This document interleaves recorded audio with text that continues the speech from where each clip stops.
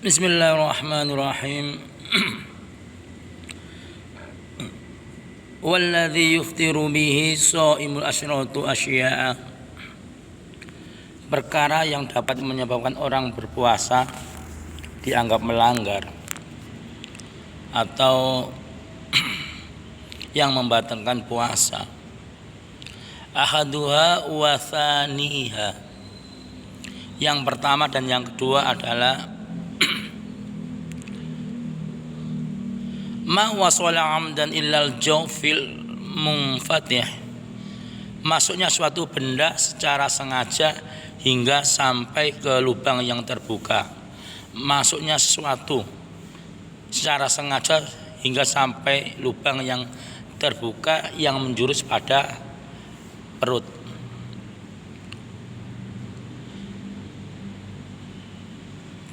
Au ghairul munfatih kal wusuli min ma'mumatin ilar ra'si. Atau seperti sesuatu yang lewat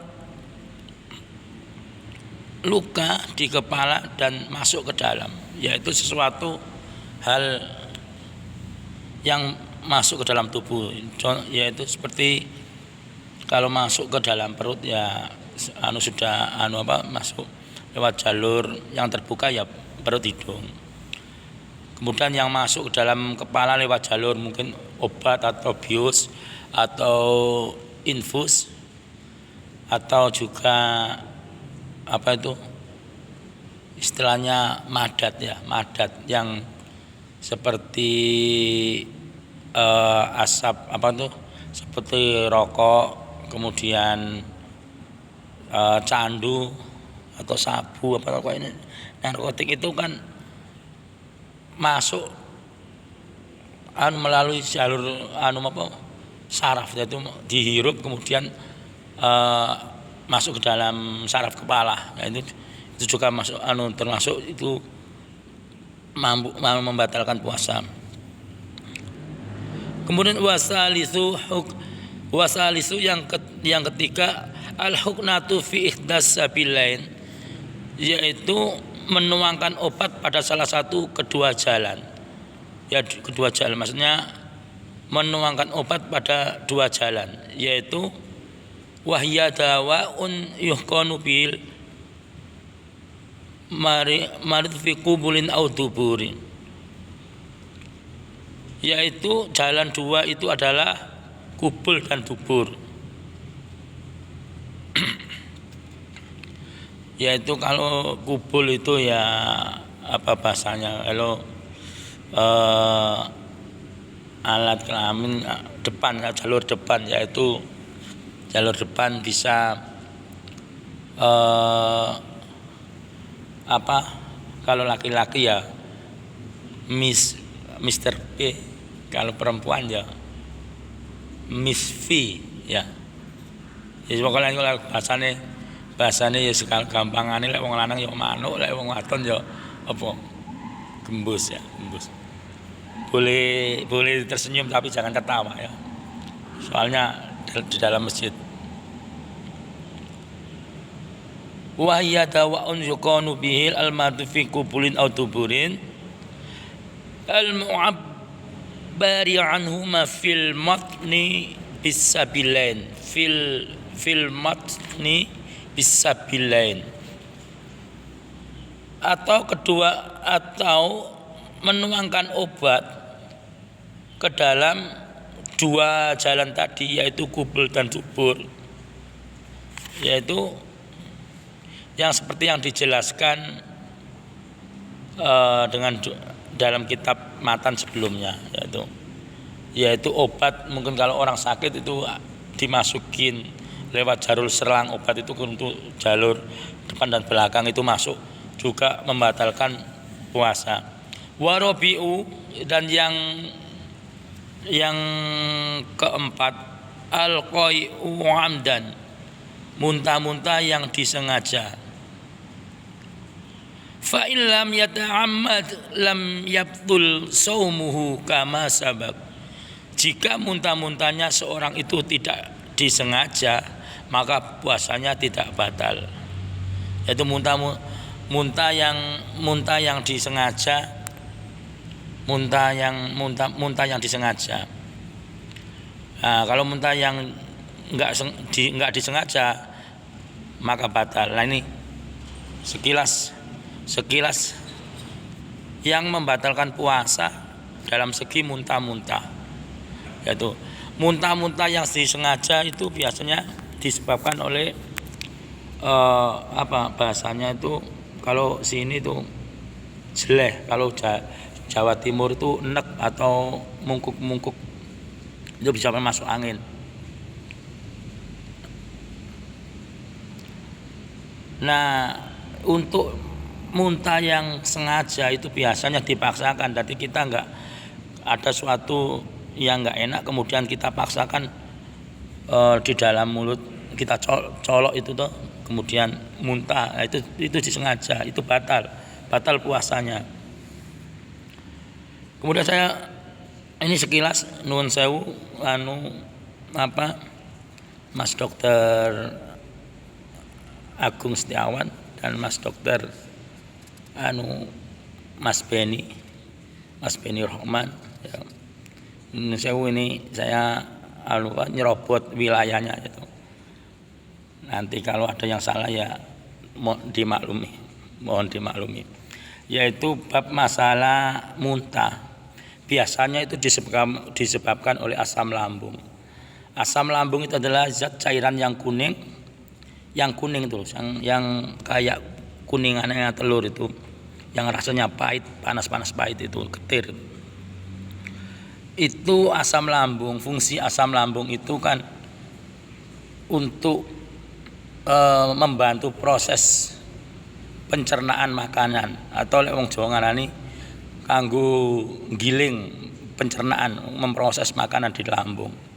Nah, asam lambung itu biasa semua orang kan ada asam lambungnya. Asam lambung itu kalau kurang juga enggak baik, kalau kelebihan juga enggak bagus.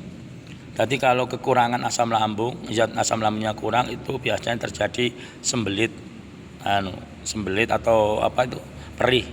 Nah, sedangkan kalau asam lambungnya naik, itu biasanya kelebihan asam lambung itu menyebabkan kembung. Nah, ini kemudian karena asam lambung naik dan berlebihan, maka menciptakan gas itu tadi timbul kita tuh rasa nek mungkuk lek wong Jawa Timur, lek wong Jawa Tengah ngarani jeleh. Tadi itu nanti menimbulkan, biasanya itulah yang mempengaruhi proses masuk angin kadang-kadang itu. Itu sekilas asam lambung. Ini nun sewu Mas Dokter Wawan. Biasanya mulai kecil saya memanggil Mas Agung Setiawan tuh, saya manggilnya Mas Wawan. Nun sewu Mas Dokter Beni juga nyerobot wilayahnya, itu sekilas. Kemudian saya jelaskan juga mengenai untuk tambahan, yaitu tidur. Yaitu diusahakan kalau tidur itu pakai bantal, pakai alas kepala. Kenapa? Karena kalau tidur nggak pakai bantal atau tidurnya nggak pakai alas kepala, itu lendir cairan yang keluar dari mulut adalah najis. Itu najis. Nah, sedangkan kalau tidurnya pakai bantal, alas kepala, itu ndak najis. Lah kok bisa? Karena gini, ketika tidur memakai alas kepala bantal, maka itu cairan walet ya, air liurnya.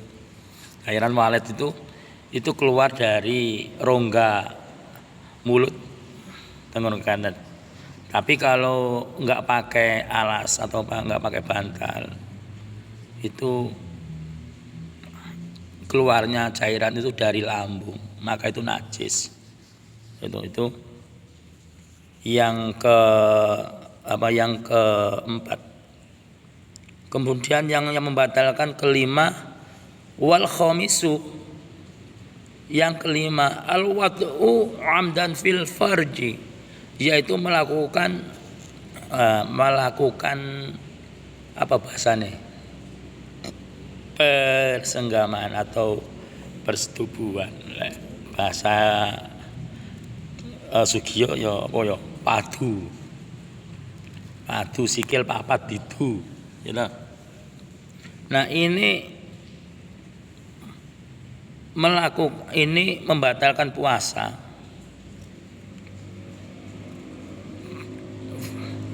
Fala yuftiru shaimu bil jima'i nasiyan kama sabaq.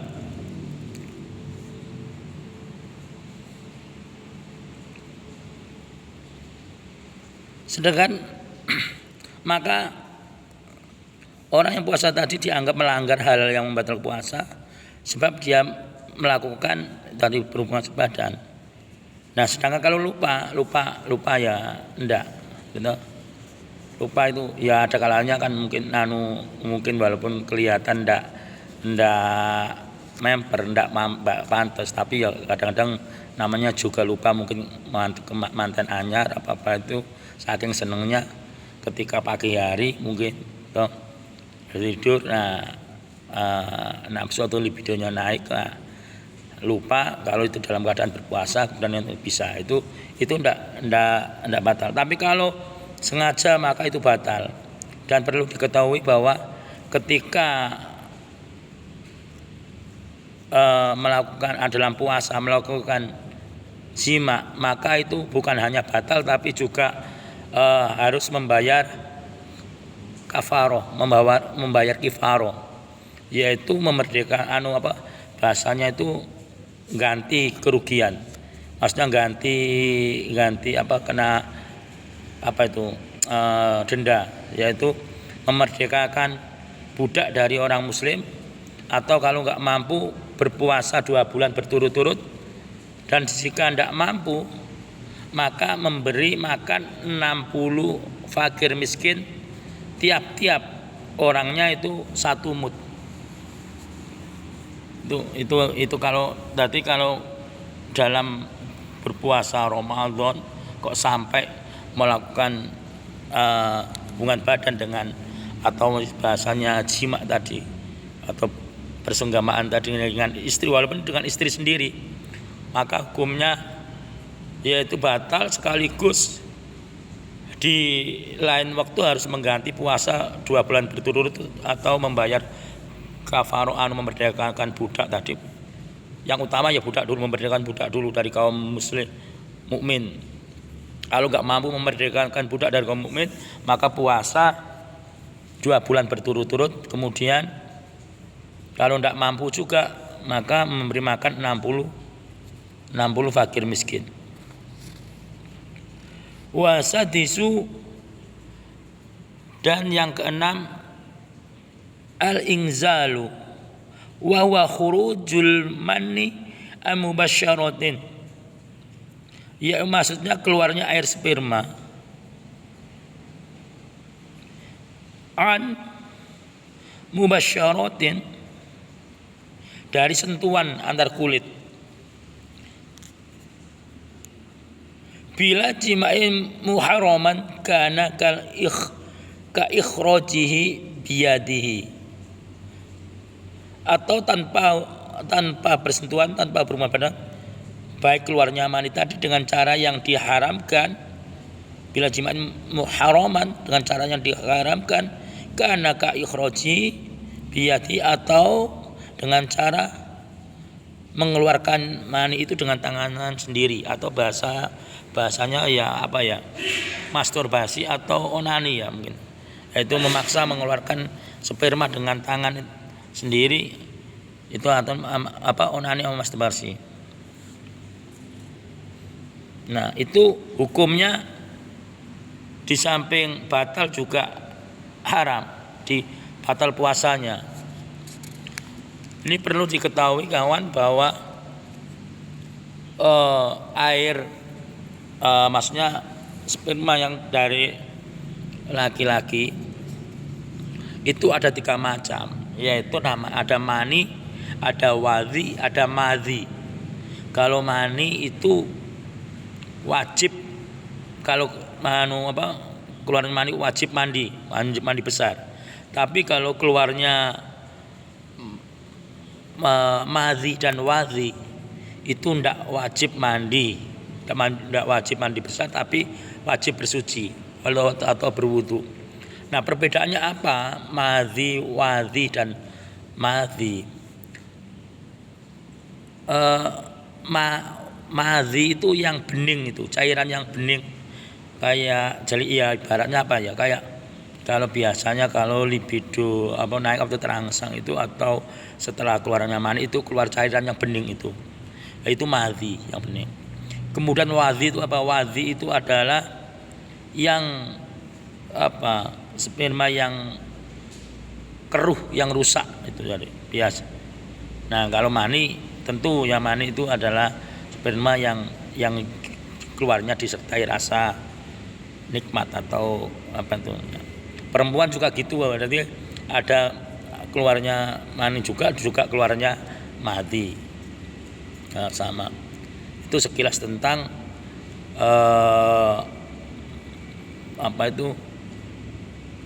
yang keluar dari cairan yang keluar dari farji. Kemudian taroza bi mubasyaratin, dan dengan kata-kata sentuhan antar kulit, an khurujil mani bi ikhtilafi fala iftarabi. Sentuhan antar kulit ini musonib atau pengarang mengecualikan tentang keluarnya air mani sebab suatu mimpi. Jadi bil ikhtilami fala iftarabi, maka ketika keluarnya air mani itu disebabkan karena mimpi, tidur karena bermimpi, maka itu tidak batal. Jadi ketika seorang dalam berpuasa kemudian kok mimpi indah, maka tidak membatalkan puasa. Ini tadi.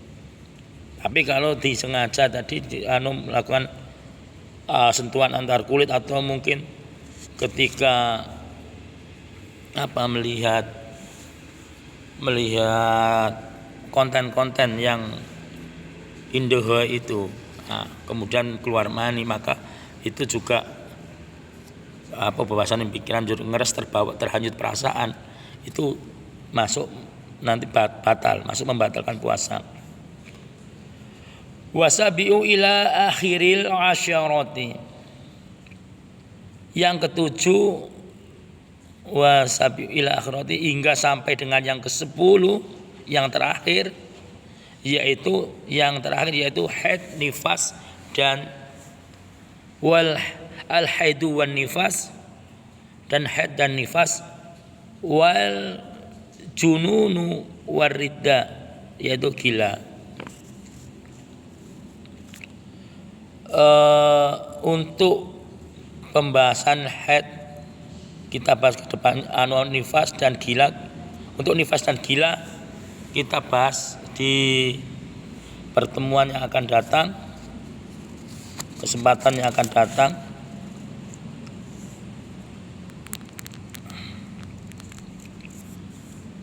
Untuk sekilas untuk yang haid, yaitu haid bagi perempuan, yaitu yang haid haid itu normalnya adalah sehari semalam, dan umumnya rata-rata umumnya adalah seminggu. Kemudian yang jarang adat, maksudnya jarang umumnya, yaitu 15 hari. Tapi setelah haid itu lebih dari 15 hari, lebih dari 2 minggu, maka hukum darah itu dihukumi darah istihadah, yaitu darah penyakit. Maka ketika lebih dari 2 minggu, maka wajib mandi dan menjalankan kewajiban puasa. Itu sekilas tentang haid. Jadi haid itu normalnya seminggu, kemudian yang jarang itu 2 minggu, dan ketika lebih dari 2 minggu maka itu dihukumi istihadah,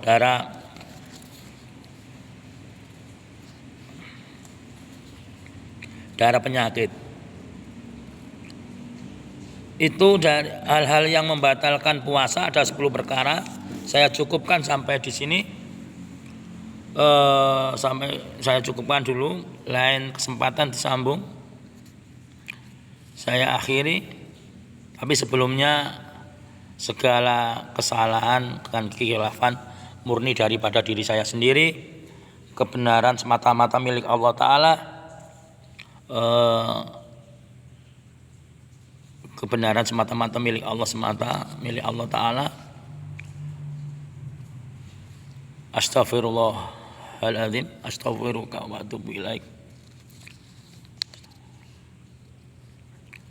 Subhanaka Allahumma wa bihamdika asyhadu an la ilaha illa anta astaghfiruka wa atubu ilaik. Summa wassalamualaikum warahmatullahi wabarakatuh.